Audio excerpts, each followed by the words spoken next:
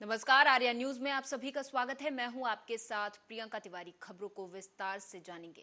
प्रधानमंत्री नरेंद्र मोदी का अमेरिका में अंतिम कार्यक्रम खत्म हो गया है। वो वॉशिंगटन के रोनाल्ड रीगन सेंटर के लिए रवाना हो गए। उन्होंने भारतवंशियों को संबोधित करते हुए कहा कि अब make in India make for world बनेगा। उन्होंने कहा कि बदला हुआ भारत आप सभी को हैरान कर देगा। आप भी सुने। हो सकता है आप कैश दें, लेकिन दुकानदार कहे कि भैया मोबाइल फोन पर कोई डिजिटल पेमेंट ऐप नहीं है क्या?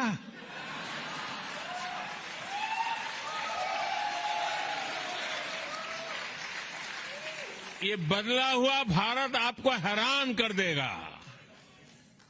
आज भारत में कोई भी व्यक्ति कहीं से भी कभी भी 24/7 बैंकिंग कर सकता है। संडे हो या मंडे, बैंकिंग लेन देन पर इससे कोई फर्क नहीं होता। भारत में आ रहे ऐसे बदलावों को मैं इसके कितने उदाहरण आपको दे सकता हूं।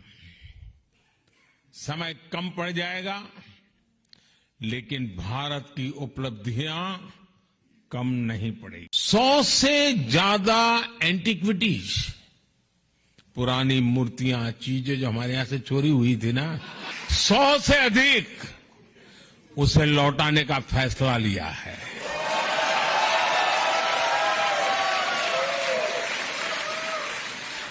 ये पुरातन वस्तुएं बरसों पहले कुछ सही रास्ते से आई होगी, कुछ गलत रास्ते से आई होगी, अलग अलग तरीकों से अंतर्राष्ट्रीय बाजार में पहुंच गई थी।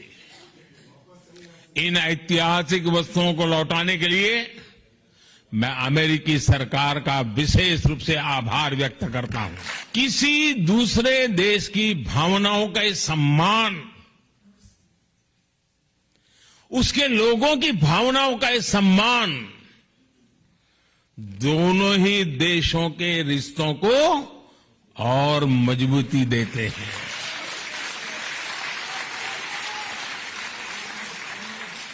मैं जब पिछली बार अमेरिका आया था, तब भी भारत को बहुत सी पुरानी ऐतिहासिक वस्तुएं लौटाई गई थी। और आजकल दुनिया में मैं जहां भी जाता हूं ना, तो उनको लगता है ये सही व्यक्ति है।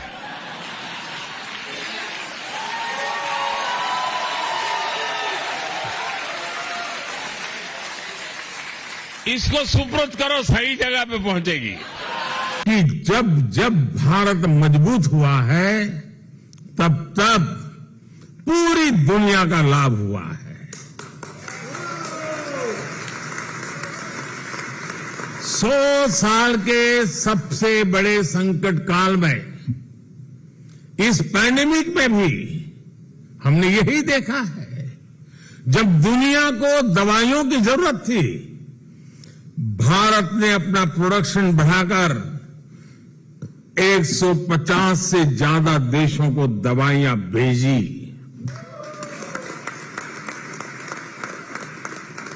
और वो समय याद कीजिए, घर से बाहर निकलने के लिए भी दुनिया डरती थी। तब दुनिया के 150 देशों को दवाइयां भेजी थी। जब दुनिया को कोरोना वैक्सीन की जरूरत थी, भारत ने अपना प्रोडक्शन बढ़ाकर 100 से ज्यादा देशों को वैक्सीन पहुंचाई थी।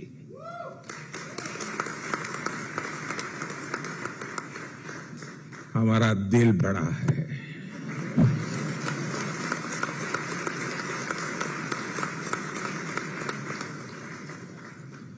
विश्व शांति के प्रति हमारा कमिटमेंट उससे भी बड़ा है। लोकसभा लोकसभा चुनाव 2024 में भारतीय जनता पार्टी को पराजित करने के उद्देश्य से बिहार की राजधानी पटना में 15 विपक्षी दलों का महाजुटान हुआ। बिहार के सीएम नीतीश कुमार के सरकारी आवास पर हुए इस बैठक में कांग्रेस अध्यक्ष मल्लिकार्जुन खड़गे, राहुल गांधी, ममता बनर्जी, अरविंद केजरीवाल जैसे विपक्ष के दिग्गज नेता शामिल हुए। इस बैठक में विपक्ष आगामी लोकसभा चुनाव को लेकर रोड मैप तैयार कर चुका है। आप भी सुने।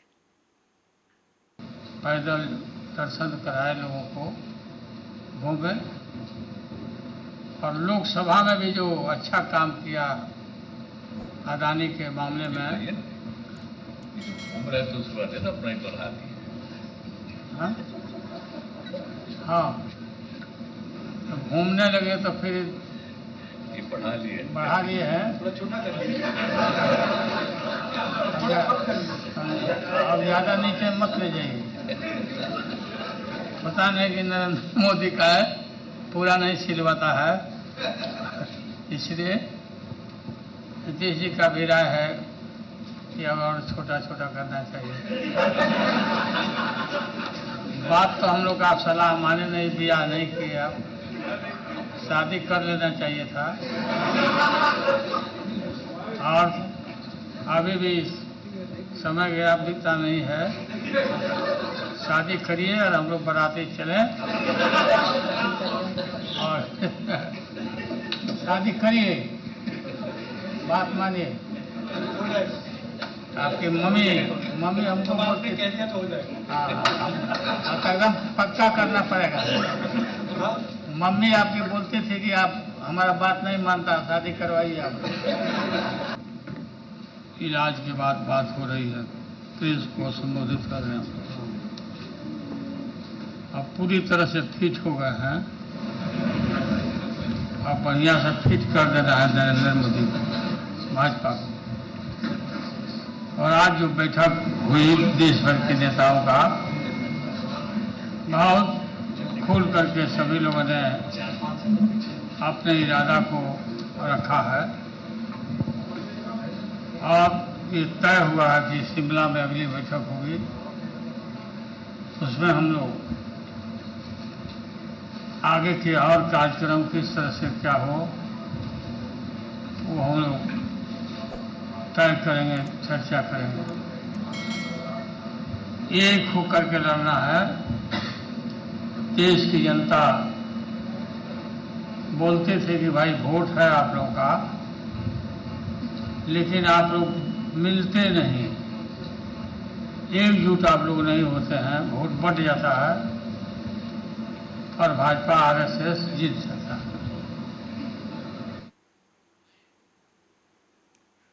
लोकसभा चुनाव में बीजेपी के खिलाफ एकजुट होने में लगे विपक्षी दलों की शुक्रवार को पटना में बैठक हुई। इसके बाद विपक्ष ने केंद्र सरकार और बीजेपी पर निशाना साधते हुए कहा कि हमारा एक साथ आना देश के हित में है। आप भी सुने। जैसे आप जानते हैं, हिंदुस्तान की नींव पर आक्रमण हो रहा है, फाउंडेशन पर, इंस्टीट्यूशंस पर, आवाज पर बीजेपी और आरएसएस आक्रमण कर रही है। मैंने मीटिंग में भी कहा, यह विचारधारा की लड़ाई है और इसमें हम सब एक साथ खड़े हैं। हम में जरूर थोड़ी थोड़ी डिफरेंसेस होंगी, मगर हमने ये निर्णय लिया है कि हम एक साथ काम करेंगे, फ्लेक्सिबिलिटी के साथ काम करेंगे और जो हमारी विचारधारा है, जिसको हम शेयर करते हैं, उसकी हम रक्षा करेंगे। जैसे खारगे जी ने कहा, नीतीश जी ने कहा, कुछ ही समय में अगली मीटिंग होगी और ये जो आज हमने बातचीत की उसको हम थोड़ा और गहराई में ले जाएंगे। मगर ये एक प्रोसेस है, ऑपोजिशन यूनिटी की एक प्रोसेस है और ये बहुत गहरी तरीके से आगे बढ़ने जा रही है। आप सबका धन्यवाद। बहुत सारे चीफ मिनिस्टर भी ये मीटिंग में आए हुए हैं, एक चीफ मिनिस्टर भी आए हुए हैं। बहुत अच्छा तरीका से मीटिंग ऑर्गेनाइज किया है।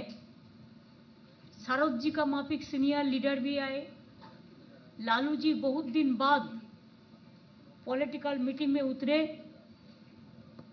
नीतीश जी मीटिंग कन्वीन किया है हम लोगों को रिक्वेस्ट करने का बाद। उसको बाद पहले मिला। राहुल जी आया, खड़गे जी आया, अखिलेश भाई आया, तेजस्वी है, हमारा हेमंत सोरेन जी है, दीपंकर भट्टाचार्य है, उमर है, महबूबा जी है, राजा है, सीताराम जी है, उद्धव ठाकरे है, शरद पवार जी है और सारे बहुत सारे लीडर है। एक चीज हुआ, पटना में मीटिंग मैंने बोला था इसी के लिए नीतीश जी को कि पटना से जो शुरू होता है उसका एक जन आंदोलन रूप होता है और बहुत सारे आंदोलन पटना से शुरू हुआ। पहले आप लोगों को मालूम है, हमारा कहने नहीं चाहती हूँ। इसी के लिए मैं कहा था दिल्ली में हम लोग बहुत सारे मीटिंग किया लेकिन कोई फ्रूटफुल रिजल्ट नहीं निकाला। अब पटना से शुरू करो। पटना से शुरुआत हुआ है, मीटिंग अच्छा हुआ है। 3 चीज नजदीक में है जो रिजॉल्व हुआ है। नंबर 1, वी आर यूनाइटेड, हम लोग एक है।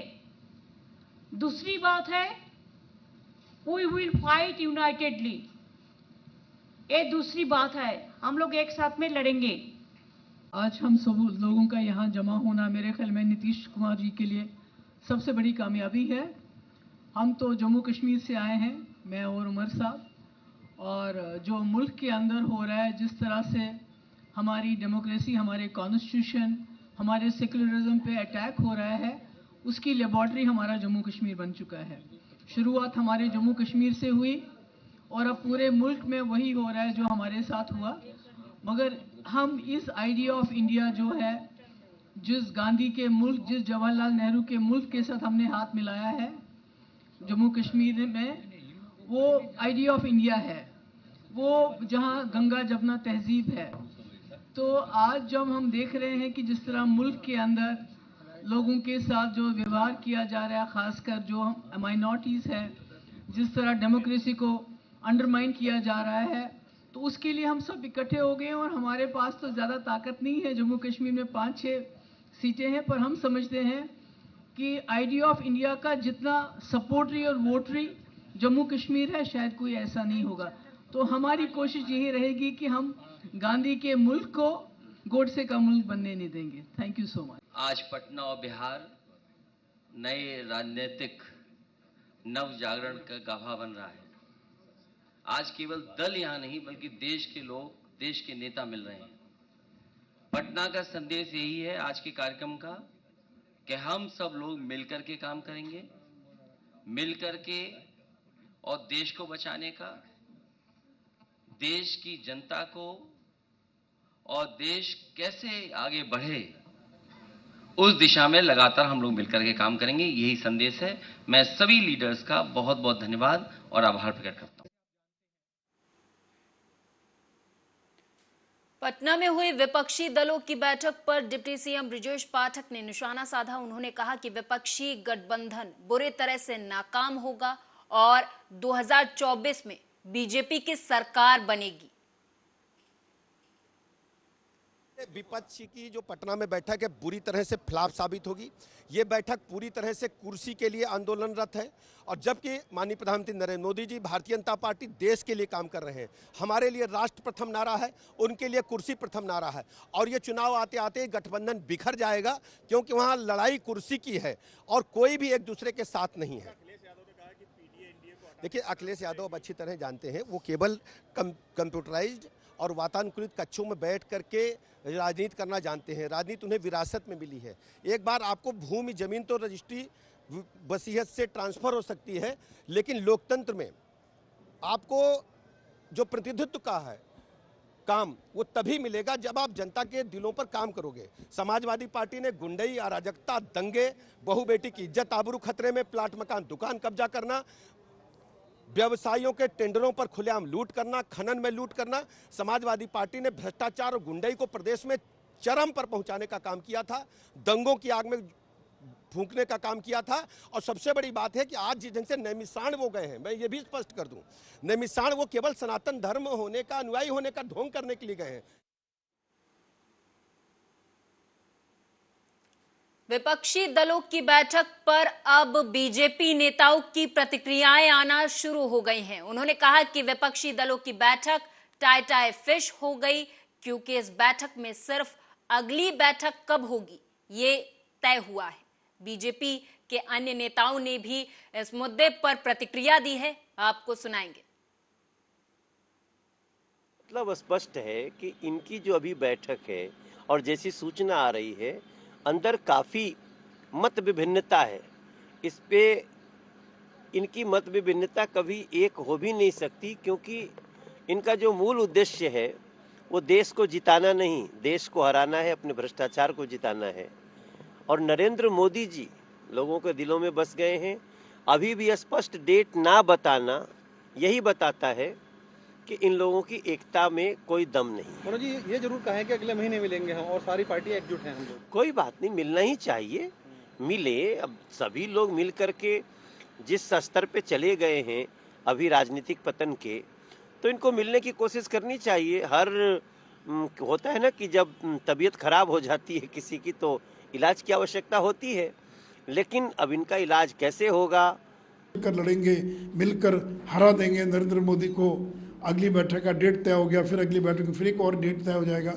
इसलिए इस तरह की विपक्षी एकता की बैठकों से बीजेपी की सेहत पर कोई फर्क नहीं पड़ने वाला है। आज देश और दुनिया नरेंद्र मोदी को अमेरिकी संसद में बोलते हुए देख रही है, और यहाँ पर जो फ्यूज लोग हैं, जो बुझे हुए लोग हैं, उनको बोलते हुए पटना के अंदर देख रहे हैं। मुद्दा तो था सीट शेयरिंग का, मुद्दा था कि नेता कौन होगा, उस पर क्या चर्चा हुई। आखिर क्या देश की जनता नहीं जानना चाहेगी कि नीतीश कुमार या अरविंद केजरीवाल या राहुल गांधी कौन होंगे नरेंद्र मोदी का मुकाबला करने वाले? तो न तो नेता के बारे में कोई चर्चा हुई, न ऑर्डिनेंस के मुद्दे पर कोई सहमति बनी, न ही कोई कन्वेनर तय हुआ, नहीं जो एजेंडे के लिए कोई कमेटी बनी, नहीं कोऑर्डिनेशन के लिए कोई कमेटी बनी। इतना ही था कि अगला डेट एक तय हो गया कि फिर जुलाई के अंदर मिलेंगे। तो इतना ही तो हुआ इस बैठक में से। तो निकला क्या? ये बैठक तो टाइम फिक्स हो गई, इसमें से तो कुछ नहीं निकला। सवाल तो कि यूपी के अंदर क्या अखिलेश यादव कांग्रेस के साथ मिलकर चुनाव लड़ेंगे, कितनी सीट छोड़ेंगे? सवाल तो ये है ना। देखिए, जो क्षेत्रीय दल हैं उनकी विपक्षी एकता का मतलब यह है कि हम चुनाव लड़ेंगे, कांग्रेस हमारी मदद करे। यानी बंगाल में कांग्रेस चुनाव न लड़े, वो हमारी मदद करे। यूपी के अंदर अखिलेश यादव चुनाव लड़ेंगे और कांग्रेस उनकी मदद करे। दिल्ली में और पंजाब में आम आदमी पार्टी चुनाव लड़ेगी और कांग्रेस उनकी मदद करे। तो यहाँ तो विपक्षी एकता का मतलब है कि कांग्रेस जो है वो सिकुड़ती जाए, कांग्रेस कहीं चुनाव न लड़े। और कौन नेता होगा, और क्या ममता दीदी का बिहार में रोल है क्या, और क्या नीतीश कुमार जी का बंगाल में रोल है क्या, लालू प्रसाद जी का उत्तर प्रदेश में रोल ही नहीं कभी रहा।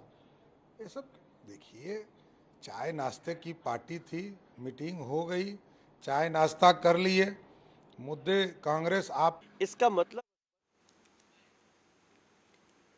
केंद्रीय मंत्री स्मृति ईरानी ने पटना में हुई विपक्षी दलों की बैठक को स्वार्थ का गठबंधन करार देते हुए कहा कि इस बैठक का निशाना मोदी नहीं बल्कि भारत की तिजोरी है।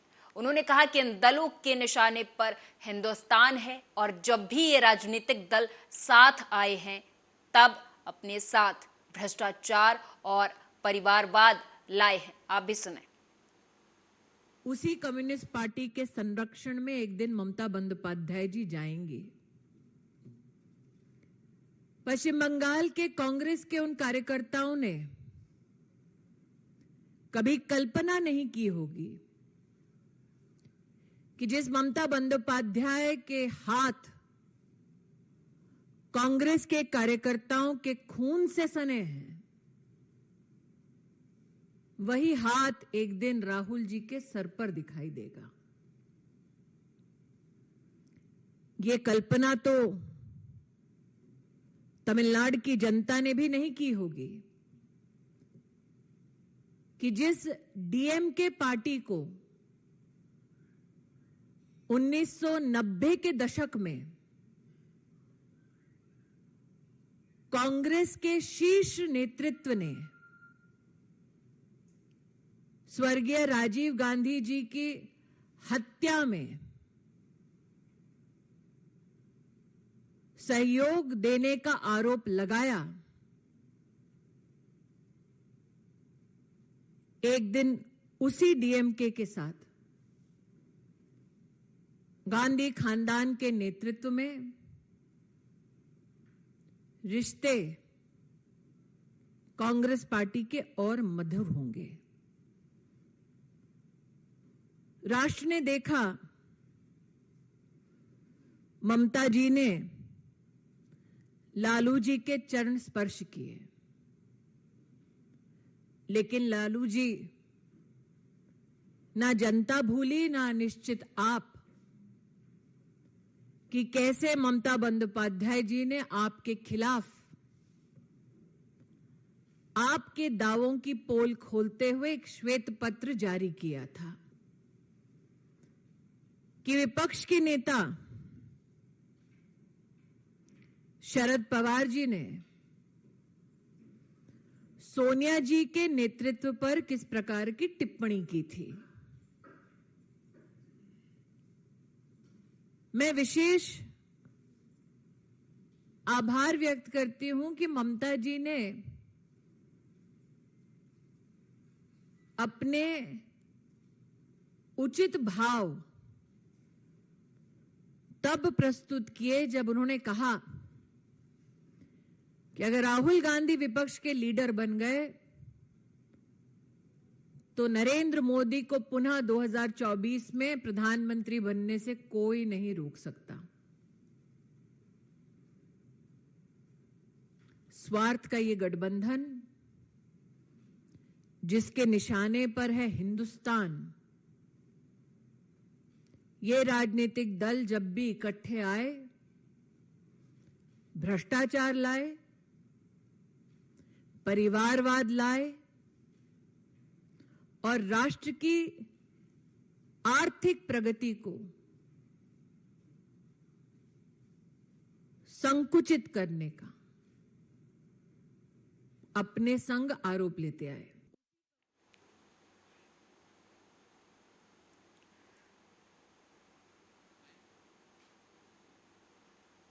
और इसी के साथ इस बुलेटिन में मेरे साथ बस इतना ही। आप देखते रहें आर्यन।